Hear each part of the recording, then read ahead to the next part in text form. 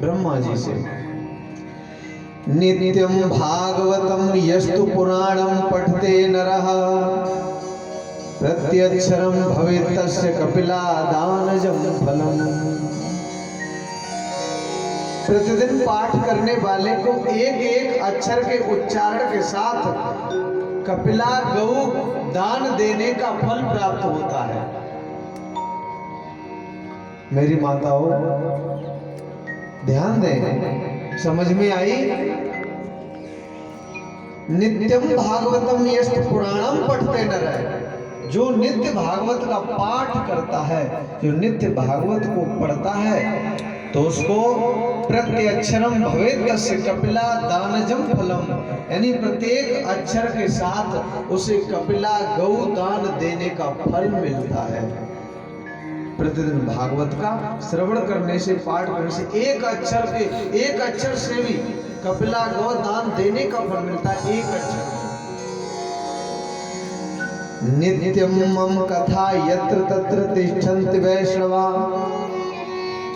कलिबाह्या नरास्ते वे ये अर्चयन्ति सदा मम।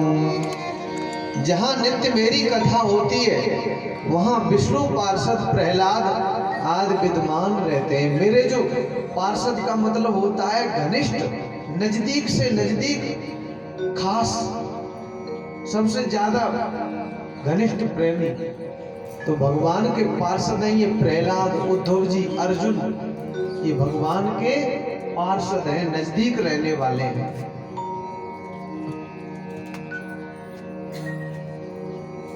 वो पार्षद जहां भगवान की कथा होती है वहां मौजूद रहते हैं। और जो मनुष्य सदा मेरे भागवत शास्त्र की पूजा करते हैं वे कलि के अधिकार से अलग हैं, उन पर कलयुग का वश नहीं चलता। जो भागवत शास्त्र की पूजा करते हैं उन पर इस कलयुग का वश नहीं चलता। और यमराज कहते भी हैं अपने दूतों से, सावधान, हर किसी के पास जाना और भागवत सुनने वालों के पास मत जाना। व्यक्ति भागवत सुन रहा हो तो उसके पास नहीं जाना और उसे लेकर के ना आना, वो हमारी लेखनी से अलग है। हम उसका खाता हमारे में नहीं है। यावद्धिनानि हे पुत्र शास्त्रम भागवतम ग्रहे तावत् पिबन्ति पितरः क्षीरं सर्पमो मधुदकम।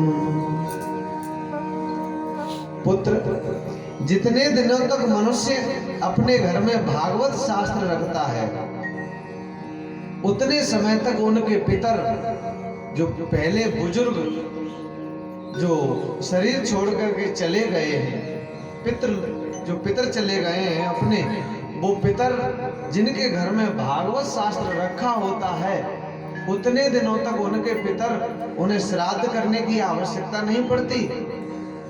उनके पितर घी, दूध और शहद पीते हैं, केवल भागवत जिसके घर में रखा हो तो अपने आप।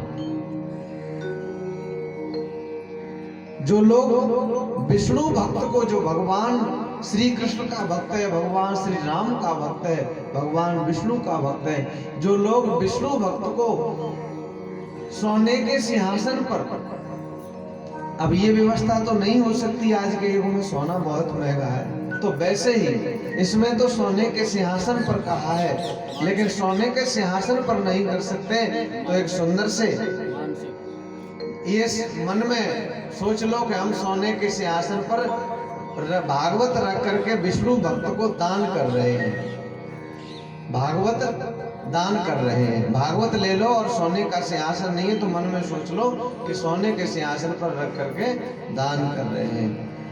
तो जो लोग विष्णु भक्त को भागवत शास्त्र दान करते हैं वे हजारों करोड़ों यानी अनंत काल तक वैकुंठ धाम में निवास करते हैं। ये भगवान स्वयं ब्रह्मा जी से कह रहे हैं, भगवान नारायण।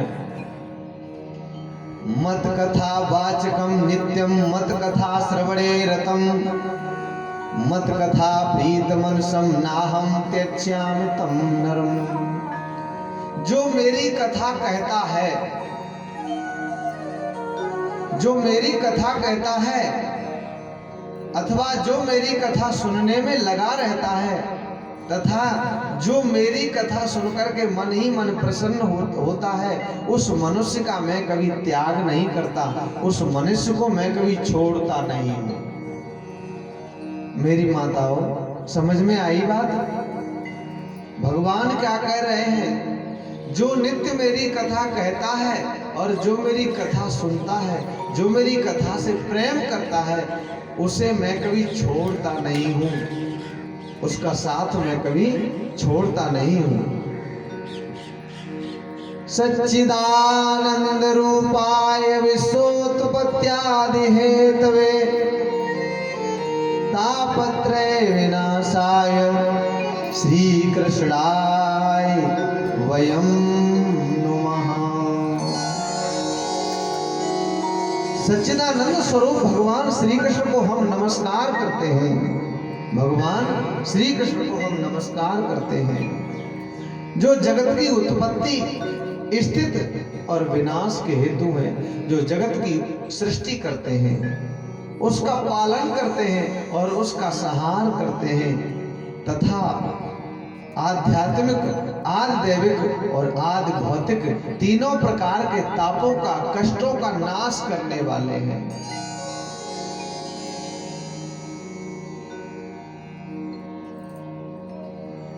कुछ तो भौतिक कष्ट होते हैं, भौतिक कष्ट जैसे हमें या संसारियों के द्वारा दिए जाते हैं, वो भौतिक कष्ट होते हैं, उनका भी भगवान नाश करते हैं। और कुछ दैविक कष्ट होते हैं, जो देवताओं द्वारा प्राप्त होते हैं, जैसे फसल नष्ट हो गई, ओले पड़ जाना फसल के ऊपर, और पानी की बरसात होना जिससे सूखा पड़ जाना, ये दैविक कष्ट होते हैं। और आध्यात्मिक कष्ट जैसे भगवान के भजन में ध्यान न लगना, मन न लगना और मन से दुखी रहना, ये आध्यात्मिक कष्ट होते हैं। तो भगवान इन तीनों ही प्रकार के कष्टों का, तापों का नाश करने वाले हैं। ऐसे भगवान श्री कृष्ण को हम नमस्कार। यम प्रव्रजन्तमनुपेतमुपेत कृत्यम द्वैपायनो विरह कातर्याजुहाव पुत्रेति तन्मयतया तर्वो अविनेदुस्तम् सर्वभूतमुनिमानतोऽस्मि।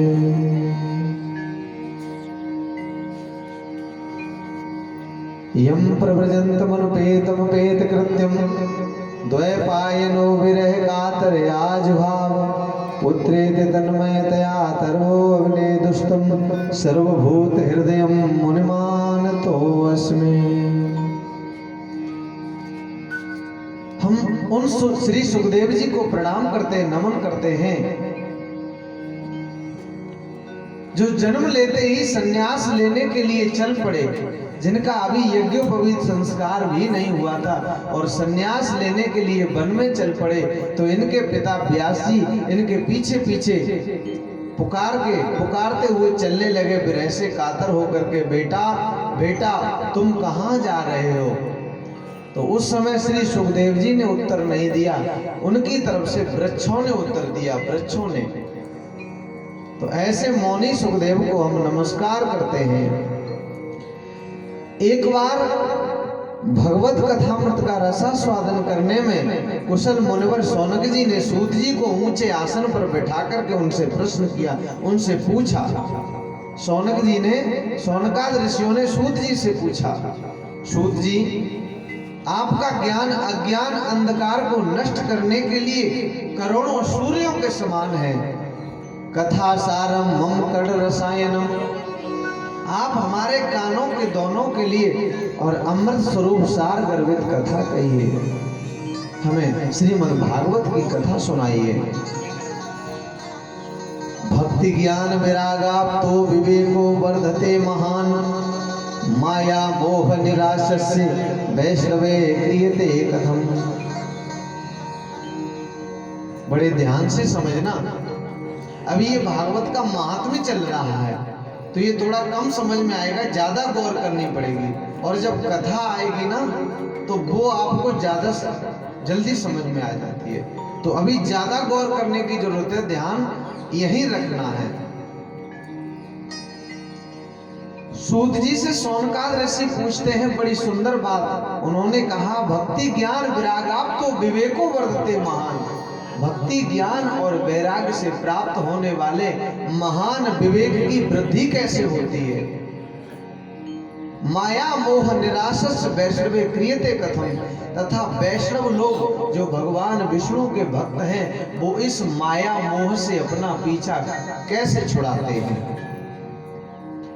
ये घोरे कलो प्रायो जीवस्या सुरताम गतः क्लेश आक्रांत से तस्य शोधने किम प्रायण। यानी इस घोर कलकाल में जीव प्राय आसुरी स्वभाव के हो गए, लड़ाई झगड़ा करने वाले हो गए, राक्षसी स्वभाव के हो गए हैं। घर घर में कलह मची है, प्रत्येक व्यक्ति अब कलह करने वाला ही हो गया है, सभी कलहकार बन गए हैं। सब घर घर में कलह है, कलह करने वाले बन गए। बहू की सास से नहीं बनती, सास की बहू से नहीं बनती, पति पत्नी में नहीं बनती, माता पिता से नहीं बनती बच्चों की। यानी हर घर में कलह ही कलह है, सभी कलह देने वाले बन गए, क्लेश देने वाले बन गए हैं। जरा जरा सी बातों पर लड़ाई झगड़ा होता है कलयुग में। ऐसे जीवों को आपने शुद्ध बनाने के लिए कौन सा साधन निश्चित किया है? सबसे श्रेष्ठ साधन क्या है जिससे इन जीवों को क्लेश से, कष्ट से मुक्त किया जाए? हे गुरुदेव, चिंतामणि केवल लौकिक सुख प्रदान करती है और कल्प वृक्ष ज्यादा से ज्यादा भोगों की सामग्री देता है, लेकिन गुरुजी अगर प्रसन्न हो जाएं तो भगवान का योग दुर्लभ वैकुंठ धाम भी दे देते हैं। जो योगियों को दुर्लभ है वो प्राप्त नहीं होता सहज में। गुरुजी अगर प्रसन्न हो जाएं तो वो भगवान का वैकुंठ धाम दे देते हैं। ये हमें कृपया करके समझाइए। तो सूत जी ने सोनकाद ऋषियों से कहा, ध्यान एकाग्र करने की बहुत जरूरत है, विशेष ध्यान देना।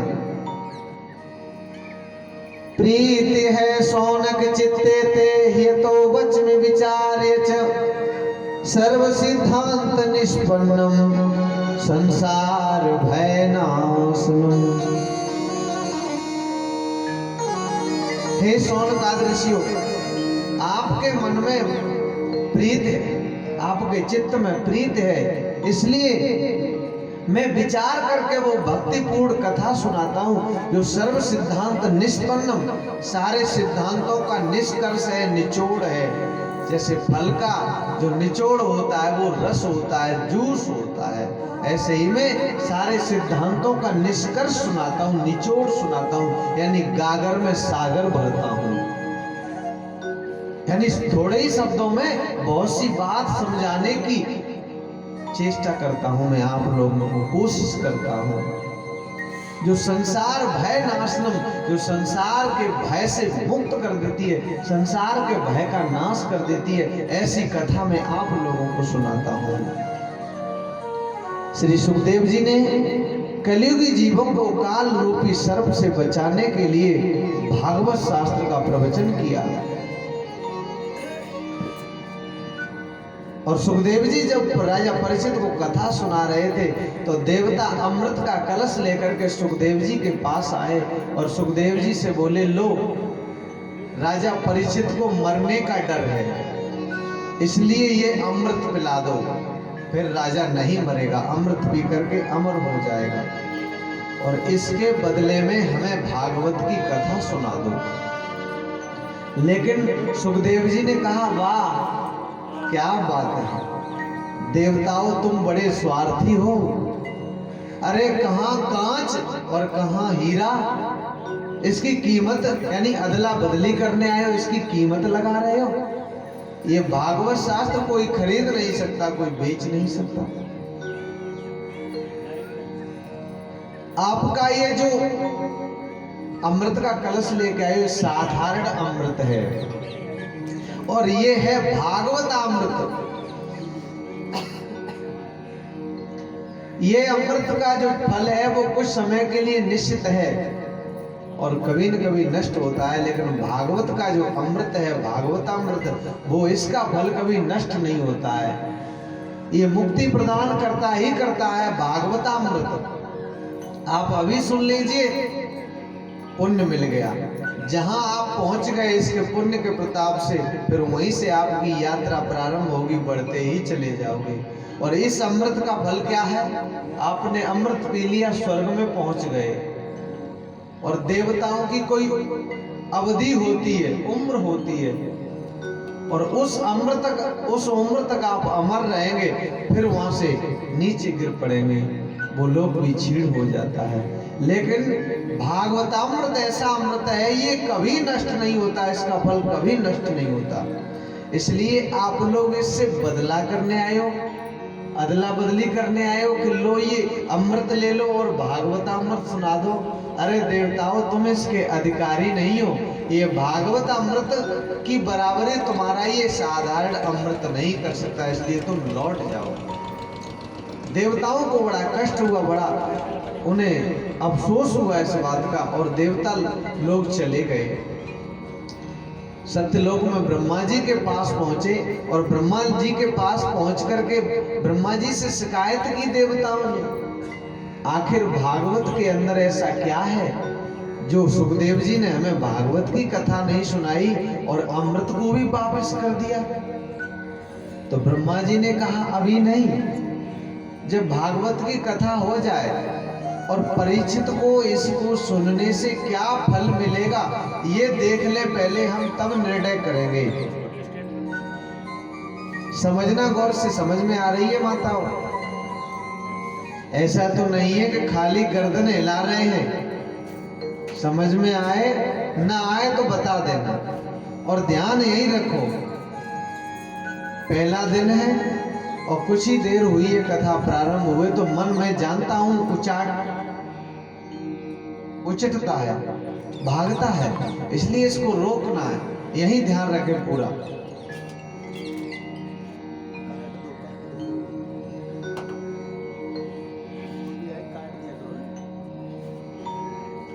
समझना बड़ी गौर से। तो क्या कहा ब्रह्मा जी ने? ब्रह्मा जी ने कहा कि अभी पहले भागवत परीक्षित को सुनने दो, और उसके बाद में परीक्षित को भागवत सुन के क्या फल मिलेगा तब हम इसका फैसला करेंगे। तो जब सुखदेव जी ने परीक्षित को कथा सुनाई और परीक्षित की जब मुक्ति हो गई, मुक्ति का मतलब माताओं संसार में आना जाना छूट जाता है, यही मुक्ति होती है। और मुक्ति शरीर के छूटने से नहीं होती, मुक्ति तो जीते जी हो जाती है। संसार में प्रीत न रहे, सुख दुख का जो आभास है वो मिट जाए, सर्दी गर्मी का भान है वो न रहे, अच्छे बुरे में कोई भेद न रहे, अपने पराये में कोई भेद न रहे, किसी वस्तु की इच्छा न रहे, तो जीते जी मुक्ति हो गई, समझ लो। और ऐसी जब मुक्ति की जब सीढ़ी पर व्यक्ति जब पहुंचता है तो उसे संसार में आना नहीं पड़ता, माँ के गर्भ में, यानी जन्म और मृत्यु के चक्कर में भटकना नहीं पड़ता, वो मुक्त हो जाता है। आता भी है तो किसी विशेष प्रयोजन से आता है, तो गर्भ की पीड़ा उसे सताती नहीं है फिर, और ना उसे मृत्यु का कष्ट होता है। जैसे कि भीष्म पितामह आए थे, अर्जुन आए थे, प्रहलाद आए थे, ध्रुव आए थे, इन्हें जन्म और मृत्यु का कोई कष्ट छू नहीं सका, लेकिन जन्म लिया इन्होंने, तो मुक्ति यही है। तो जब परीक्षित की मुक्ति हो गई, तब ब्रह्मा जी ने सत्यलोक में तुला बांधी, तराजू, जो वस्तुओं को तोलने वाली चीज होती है ना, तराजू बांध करके एक तरफ भागवत शास्त्र को रख लिया और एक तरफ वेदों को रख लिया। लेकिन भागवत भारी है, वेद हल्के पड़ गए। फिर शास्त्र रख लिए तो फिर भी भागवत भारी है, वेद शास्त्र भी दोनों हल्के पड़ गए। उपनिषदों को रख लिया, भागवत 18वां पुराण है, इससे पहले 17 पुराण और बन चुके हैं, उनको रख लिया, लेकिन फिर भी भागवत भारी रहा और वो 17 पुराण वेद शास्त्र सभी हल्के पड़ गए। भागवत अपने महत्व के कारण भारी रहा, तब ब्रह्मा जी को आश्चर्य हुआ कि ये भागवत, ये तासीर है भागवत की, जो आज भागवत को कोई उठा नहीं पाया, हल्का नहीं है, ये बहुत भारी है। तो इसलिए ब्रह्मा जी को भी इस बात का आश्चर्य हुआ बड़ा, और इसलिए ये भागवत के समान कोई नहीं है। भागवत शास्त्र सबसे श्रेष्ठ है। सप्ताह विधि से श्रवण करने पर यह निश्चय मुक्ति को प्रदान करने वाला है। पूर्व काल में इसे दयापरायण सनकाद ऋषि ने देवर्षि नारद को सुनाया था। देवर्षि नारद को सनकाद ऋषियों ने, सनक, सनंदन, सनातन और सनत कुमार ने। तो सौनक जी ने सूत जी से पूछा, प्रश्न किया, मुनिवर, नारद जी का और सनकाद ऋषियों का संयोग कहाँ हुआ, इनका समागम कहाँ हुआ, इनका सत्संग कहाँ हुआ? क्योंकि सनकाद मुनि तो कहीं जाते नहीं और नारद जी एक जगह ठहरते नहीं हैं। ध्यान से सुन नहीं रहे, ध्यान आप लोग यहीं रखिए, तब तो पता चले खोए खोए हैं। और तभी समझ में आती है जब ध्यान यहां होता है। बिल्कुल ध्यान यहीं रखो। क्या कहा? नारद जी एक जगह टिक नहीं पाते, यहां गए और तुरंत चल दिए, चंचल है, वो चलते ही रहते हैं हर समय। और सौनकाद, वो जो सनकाद ऋषि है, वो कहीं जाते नहीं है। तो फिर जो कहीं जाता न हो और जो कहीं टिकता न हो, तो उन्होंने इतनी देर भागवत कैसे सुन ली? इतनी देर वो कहाँ रुक गए? जो कभी कहीं न जाता हो और जो कभी कहीं रुकता न हो, ऐसे दो व्यक्ति इकट्ठे कर दिए जाएं। अब कहो कि उन्होंने भागवत सुन ली इतनी देर बैठ करके, तो ये कैसे मानी जाए? बात समझ में नहीं आती। हमें आश्चर्य हो रहा है, इस बात का बड़ा संदेह हो रहा है। आप कृपया करके समझाइए कि आखिर ऐसा क्या कारण हुआ कि नारद जी कैसे रुक गए? वो तो चलते रहते हैं हर समय, और इतनी देर कैसे ठहर गए वो? तब उन्होंने कहा, सूत जी ने सौनकाद ऋषियों से, अब मैं वह भक्तिपूर्ण कथा सुनाता हूँ जो श्री सुखदेव जी ने मुझे अपना अनन्य, यानी न अन्य और नहीं, सबसे श्रेष्ठ शिष्य जान करके, सबसे अच्छा चेला जान करके श्री सुखदेव जी ने मुझे अकेले में सुनाई थी। वो मैं भक्तिपूर्ण कथा आप लोगों को सुनाता हूँ। सूत जी ने कहा। अब सूत जी कहते हैं सौनकाद ऋषियों, एकदा हि विशालायां चत्वार ऋषयो अमला सत्संगार्थम समायाता ददृशुस्तत्र नारदम। एक दिन की बात है, सनक, सनंदन, सनातन और सनत कुमार चारों ऋषि ये सत्संग करने के लिए विशालापुर यानी बद्री नारायण में जा रहे थे, बद्रीनाथ में जा रहे थे। तो वहीं इनकी भेंट नारद जी से हो गई और नारद जी बड़े चिंता में जा रहे थे। मुख लटका हुआ है, मुख बड़ा उदास है। नारद जी ऐसे शोक में डूबे हुए हैं, बहुत दुखी हैं। और नारद जी जल्दी जल्दी चले जा रहे हैं। सनकाद ऋषियों ने देखा, पूछा, कथम ब्रह्मन दीन मुख, अरे ये नारद जी आपका मुख उदास क्यों है, लटका हुआ क्यों है, आप दुखी क्यों हैं? कुतः चिंता तो भगवान, कौन सी चिंता आपको व्याप रही है, क्या कारण है? त्वरते गम्यतम कुत्र कुतस्सा गमनम तब, अरे आप इतनी जल्दी जल्दी कहाँ चले जा रहे हैं, बताओ तो सही, कहाँ जा रहे हो? तब नारद जी रुक गए और नारद जी ने सनकाद ऋषियों से कहा, महाराज मैं अपने दुख का कारण क्या बताऊं? अहम तु पृथ्वी यातो ज्ञात्वा सर्वोत्तमामिति पुष्करम च प्रयागम च काशीं गोदावरीं तथा हरिक्षेत्रम कुरुक्षेत्रम श्रीरंगम सेतुवंदनम एवमादिषु तीर्थेषु ब्रह्माणित स्ततः। मैं पृथ्वी लोक को उत्तम लोक समझ करके और पृथ्वी लोक पर गया। समझना प्रेमी श्रोता बंधु, प्रिय श्रोता बंधु, सुनना बड़ी अच्छी बात है। नारद जी कह रहे हैं सनकादिक ऋषियों से, मैं पृथ्वी लोक को, पृथ्वी लोक कौन सा है? पृथ्वी लोक माताएं जानती है कौन सा है पृथ्वी लोक? हाँ, ये अपनी धरती माता। अब नारद जी अपनी व्यथा बता रहे हैं, परेशानी का कारण बता रहे हैं, अपने दुखी होने का कारण बता रहे हैं। नारद जी क्या कह रहे हैं? मैं पृथ्वी लोक को सबसे अच्छा लोक समझ करके पृथ्वी लोक पर गया।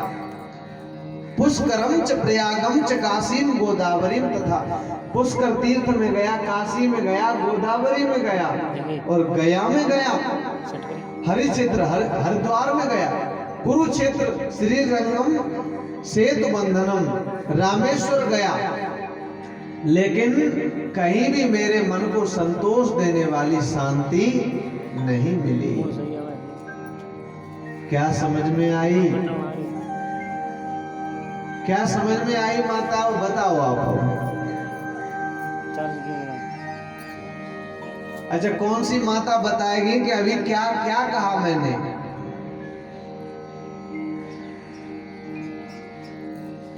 इसका मतलब ध्यान यहाँ नहीं है ही नहीं। ध्यान रखो। शर्म मने संतोष कारकम, कहीं भी मुझे संतोष देने वाली शांति नहीं मिली। क्यों? कि कलयुग के सहायक अधर्म ने सारी पृथ्वी को पीड़ित कर दिया है।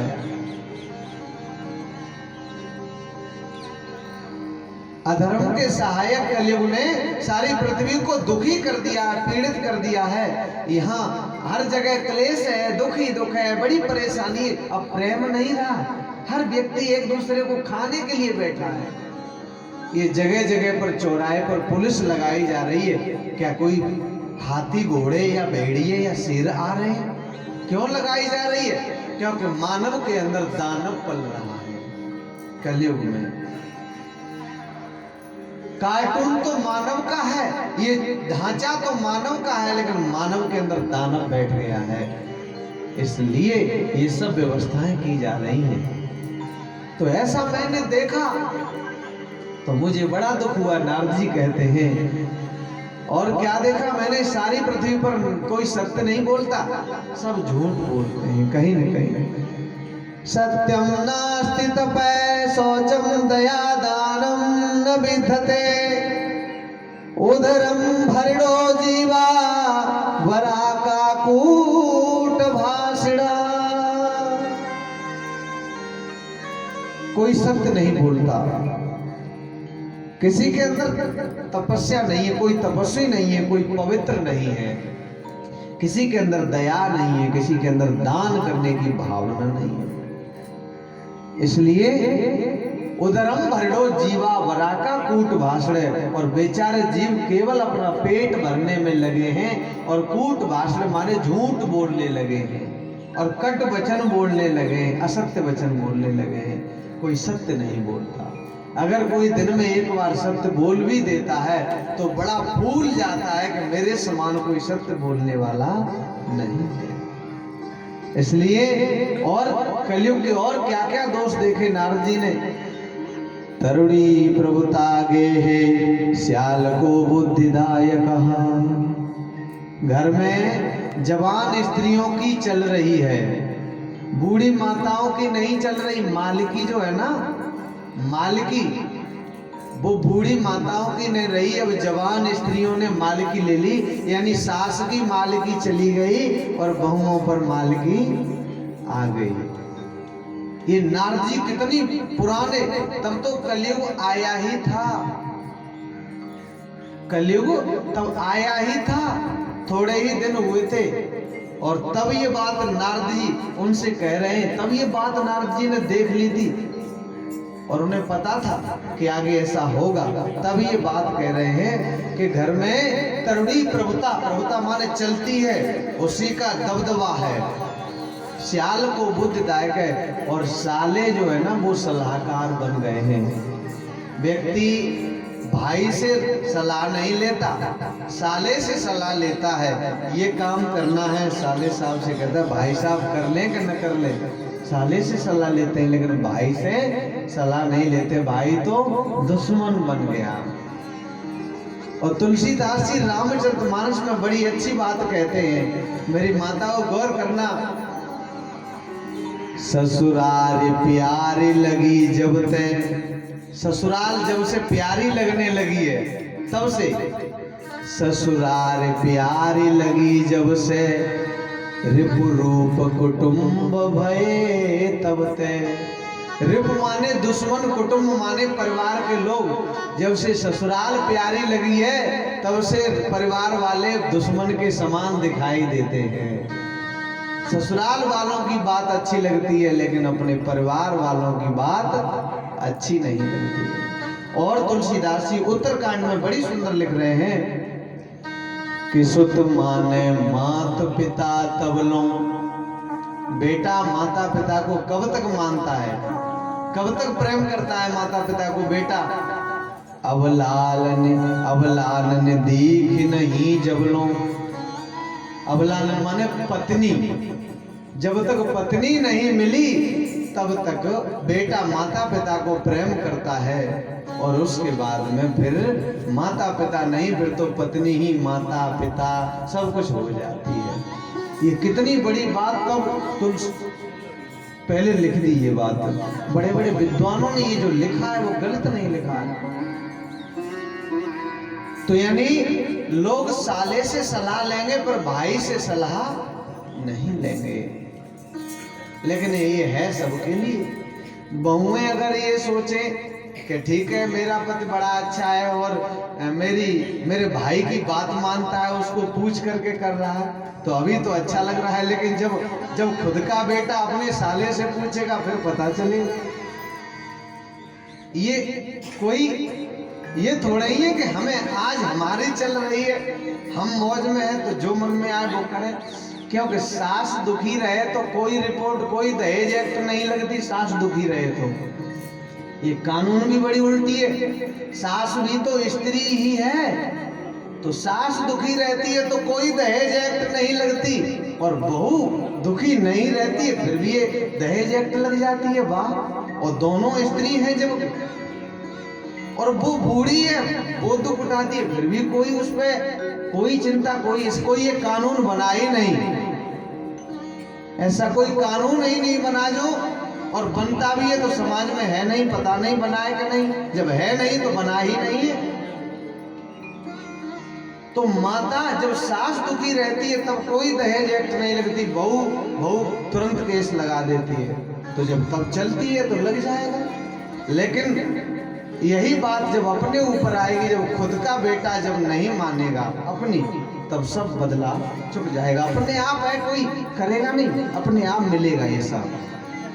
तो बड़ी अच्छी बात कही, स्याल को बुद्धिदायक है, यानी लोग साले को बहुत मानेंगे और साले सलाहकार बन जाएंगे। कलयुग में बन गए हैं, ऐसा मैंने पृथ्वी लोक पर देखा।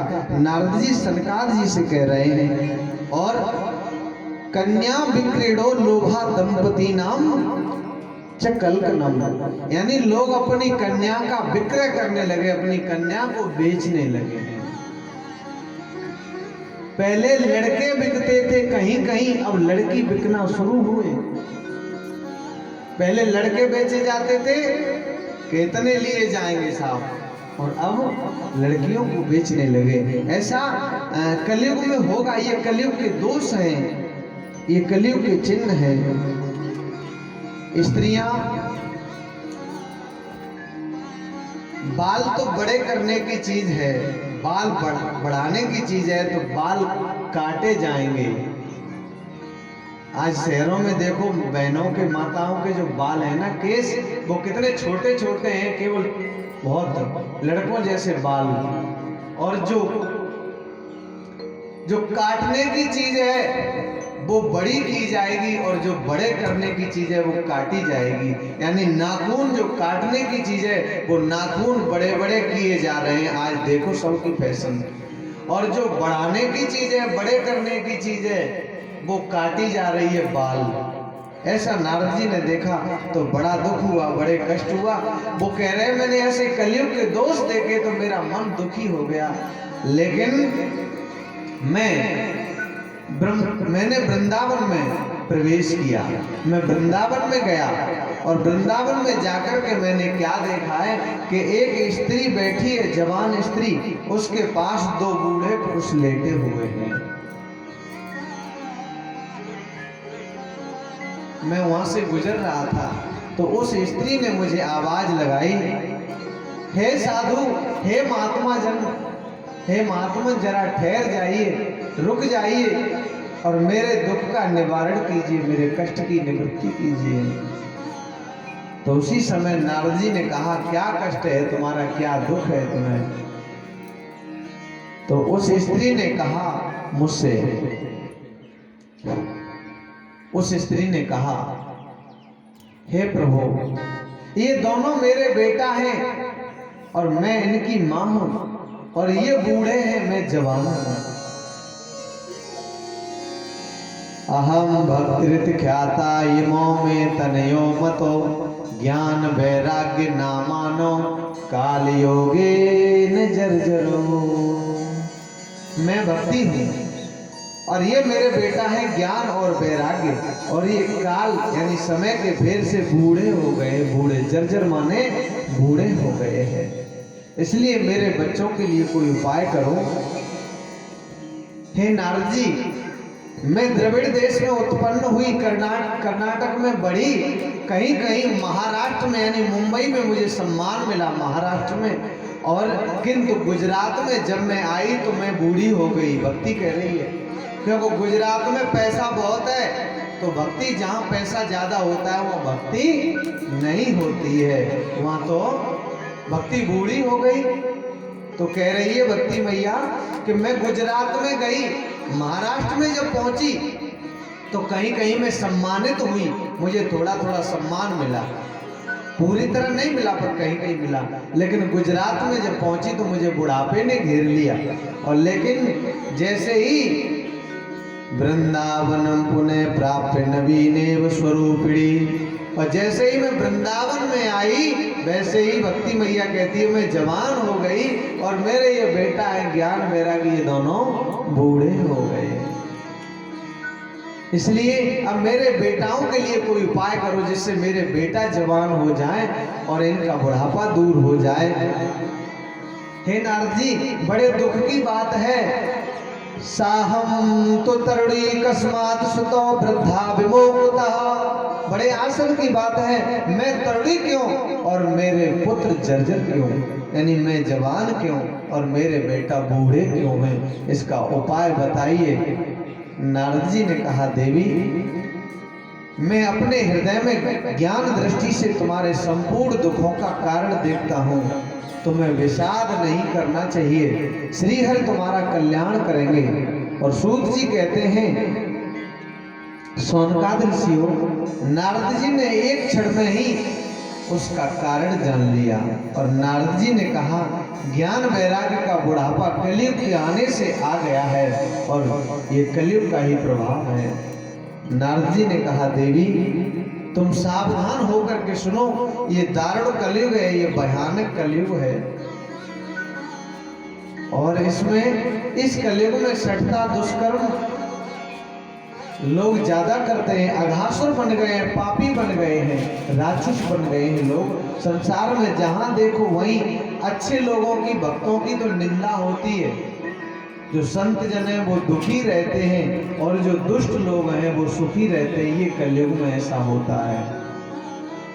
इसलिए वृंदावन के संयोग से तुम फिर से तरुणी हो गई हो, जवान हो गई हो, अतः यह वृंदावन धाम धन्य है।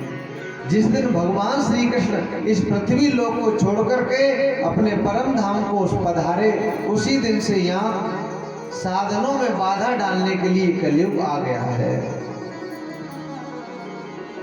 अब भक्ति मैया कहती है, हे प्रभु, हे नारद जी, ये बताइए कि राजा परीक्षित ने कलयुग को मारा क्यों नहीं, छोड़ क्यों दिया? तो नारद जी कहते हैं, देवी जब राजा परीक्षित कलयुग को मारने के लिए तैयार हुए, वैसे ही कलयुग राजा परीक्षित के चरणों में गिर गया। कहा मुझे मारो नहीं, मुझे छोड़ दो, और मेरे अंदर एक अच्छाई है, मुझ में बुराइयां भी बहुत है लेकिन अच्छाई भी है।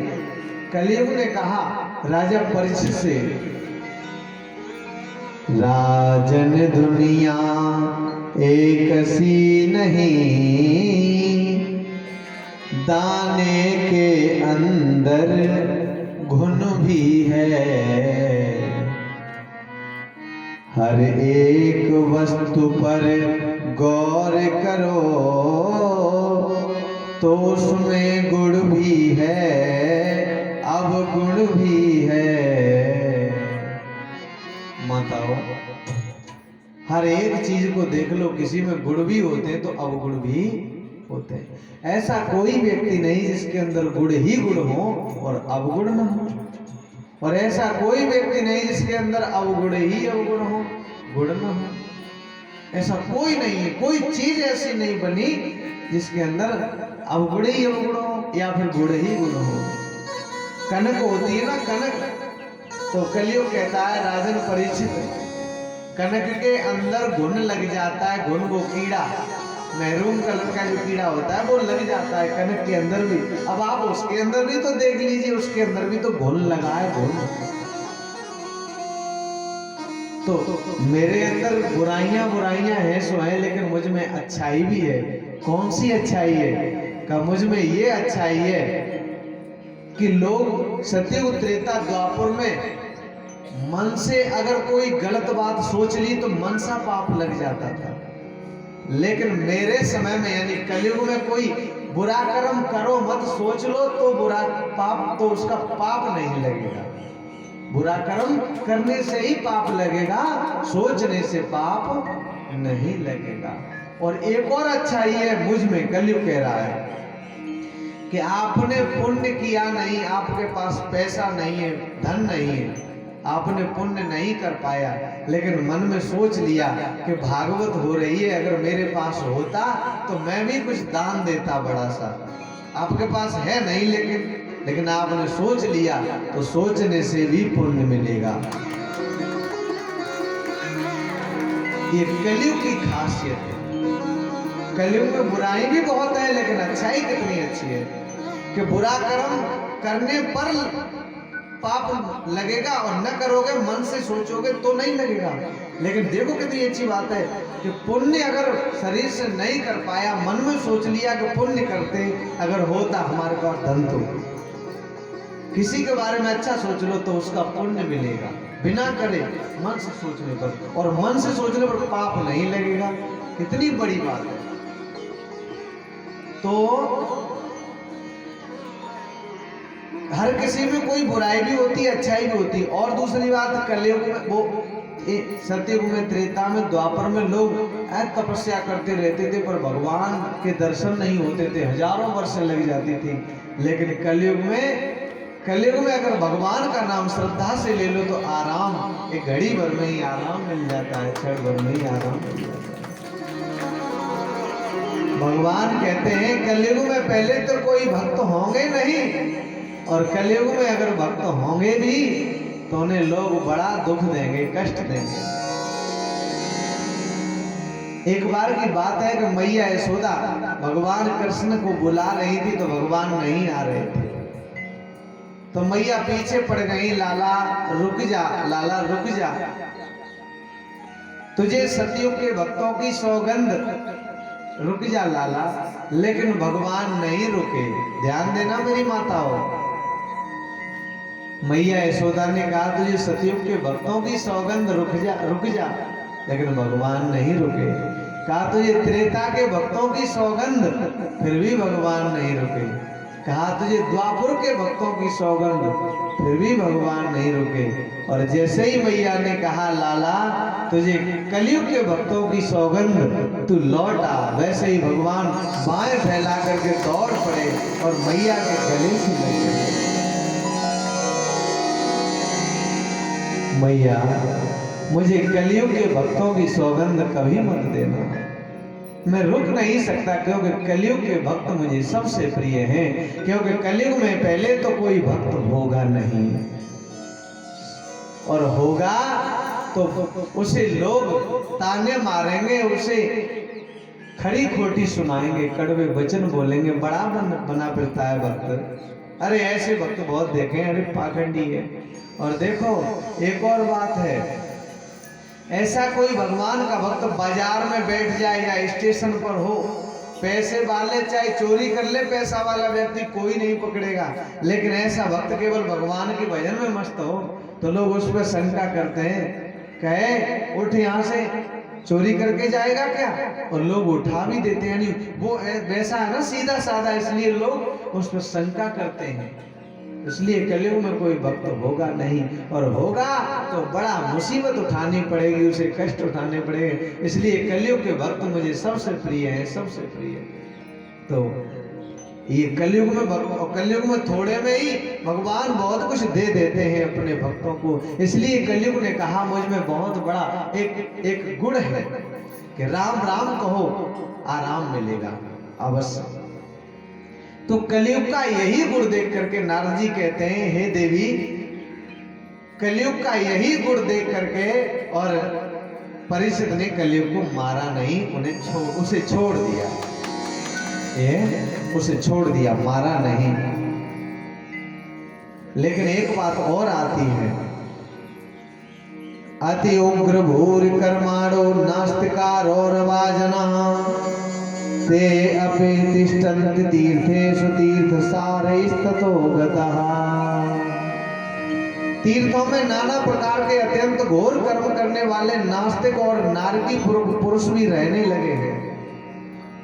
तीर्थों में ध्यान देना मेरी माताओं बहनों, तीर्थों में पापी लोग भी जाकर के रहने लगे हैं। किसी के लिए रोकने को तो है नहीं, जिसके पास पैसा है वही मकान बना लेता है वृंदावन में, हरिद्वार में। इसलिए कभी आप वृंदावन जाओ या तीर्थ में जाओ तो कोई ऐसा दुष्ट व्यक्ति आपके साथ अगर गलत व्यवहार कर दे तो ये न सोचना कि तीर्थ बेकार है, नहीं, तीर्थ तो जैसा का तैसा है, लेकिन उसमें ऐसे नारकी पुरुष भी रहने लगेंगे जाकर के। ये नारद जी कह रहे हैं भक्ति से, कलयुग में ये होगा। तो आज भी ऐसे लोग हैं जो बस गए हैं, बहुत पूर्वांचल से लोग वृंदावन में रहने लगे, तो वो ऐसे फीस उनकी ज़्यादा है, यानी आप लोग मिल गए और पैसे भी ज़्यादा झंड लेते हैं, यानी ज़्यादा मांग लेते हैं आप लोगों से, और उनकी रेट भी बड़ी हैवी हो गई है कि अरे यहाँ रह लो, फिर बहुत महंगा ये सब। तो ऐसे लोगों के आ जाने से तीर्थों की महिमा घटती जा रही है, तीर्थ में कोई कमी नहीं है।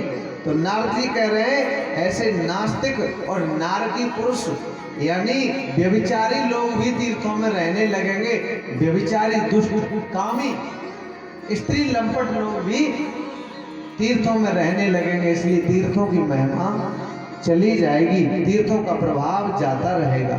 सूत जी कहते हैं, शौनक जी, इस प्रकार देवर्षि नारद के वचन सुनकर भक्ति को बड़ा आश्चर्य हुआ, और भक्ति ने कहा, हे देवर्षि नारद, आप धन्य हैं, मेरा बड़ा सौभाग्य था जो आपका समागम हुआ, आपका दर्शन हुआ और आपके मुख से ये वचन मिले सुनने के लिए। संसार में साधुओं का दर्शन समस्त दिशाओं को पवित्र कर देता है, समस्त दिशाओं का परम कारण है, पवित्र कर देता है, और बड़े दुर्लभ है, वो बड़े भाग्य से मिलता है। आपका केवल एक बार उपदेश धारण करके कयाधु का बेटा वो हिरण्यकश्यप का बेटा, हिरण्यकश्यप का बेटा वो प्रहलाद और भगवान को प्राप्त कर गया, और आपका उपदेश पाकर के छोटा नन्हा सा बालक ध्रुव और भगवान को उसने पा लिया। आपका जो दर्शन है बड़ा ही दुर्लभ है। आप साक्षात श्री ब्रह्मा जी के पुत्र हैं, मैं आपको नमस्कार करती हूँ। माता भक्ति ने देवर्षि नारद को नमस्कार किया। नारद जी कहते हैं, हे देवी, तुम इतनी चिंता तो क्यों हो रही हो? भगवान श्री कृष्ण के चरण कमलों का चिंतन करो, उनकी कृपा से तुम्हारा सारा दुख दूर हो जाएगा। द्रौपदी ने पुकारा, उसका दुख दूर कर दिया भगवान ने। द्रौपदी च परित्राता येन कौरव कसमलात पालिता गोप सुंदर्यस कृष्ण क्वापिनो गतः। जिन्होंने कौरवों के अत्याचार से द्रौपदी की रक्षा की और गोप सुंदरियों को समाप्त किया था, वे श्री कृष्ण कहीं चले नहीं गए हैं। वो प्रत्येक भक्त के हृदय में वास करते हैं। तुम तो भक्तों के हृदय में निवास करने वाली हो। हे देवी, भगवान तुम्हें भक्तों के हृदय में मिलेंगे।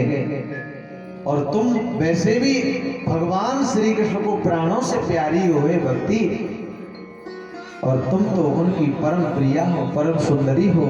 एक बार तुमने भगवान से पूछा था कि मैं कहाँ रहूं, तो भगवान ने तुम्हें आज्ञा दी थी कि तुम जाओ मेरे भक्तों के हृदय में निवास करो।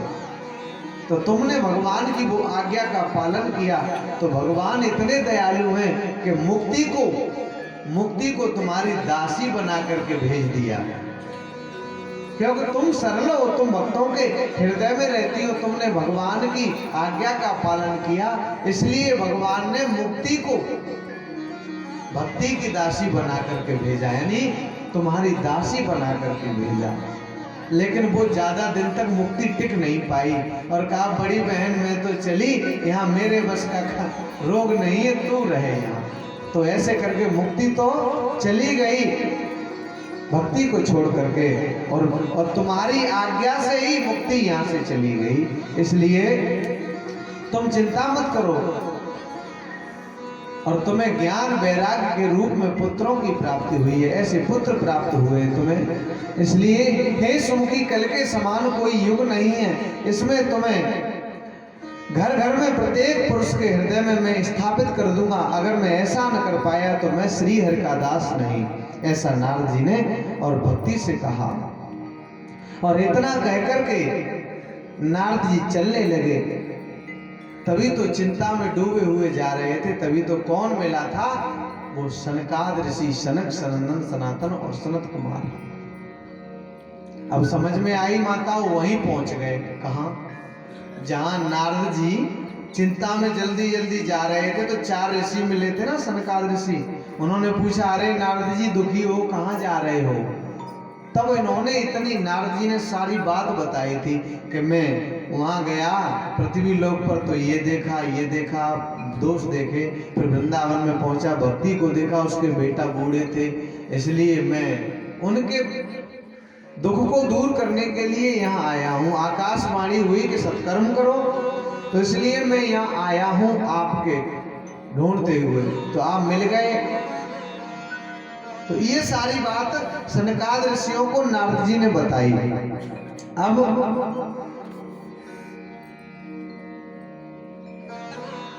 सनकाद ऋषियों ने कहा, अरे नारद जी, जो आकाशवाणी ने कहा है वो सत्य है, वो बिल्कुल सत्य है। तुम आकाशवाणी की बात को सत्य मानो, और जिनके हृदय में निरंतर प्रेम रूपी भक्ति निवास करती है, वे शुद्ध अंतःकरण पुरुष स्वप्न में भी यमराज को नहीं देखते। जिनके हृदय में भक्ति निवास करती है, वो ऐसे लोग, ऐसे पुरुष यमराज का दर्शन नहीं करते, उन्हें यमराज लेने नहीं आते, उन्हें भगवान के दूत लेने के लिए आते हैं। न प्रेतो न पिशाचो वा राक्षसो वा असुरो अपि वा भक्ति युक्त मनस्कानां स्पर्शेन न प्रभुर्भवेत्।